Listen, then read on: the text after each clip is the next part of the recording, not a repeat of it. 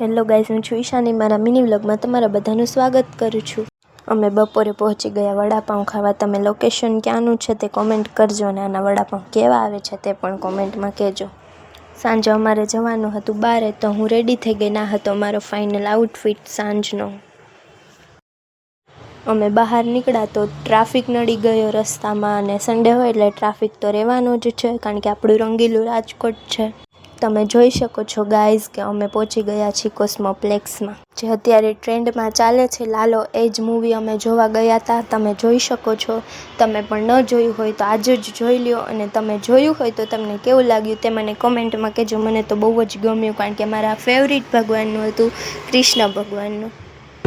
Movie પૂરું થઈ ગયું પછી અમે બહાર નીકળ્યા તો બહુ જ ટ્રાફિક હતો, અને રસ્તામાં પણ એટલો જ ટ્રાફિક હતો, તમે જોઈ શકો છો. પછી અમે પહોંચી ગયા ઢોસો ખાવા. તો આજનો આપણો mini vlog like, share, subscribe and comment કરવાનું ભૂલતા નહીં. મળીએ બીજા મિની વ્લોગમાં.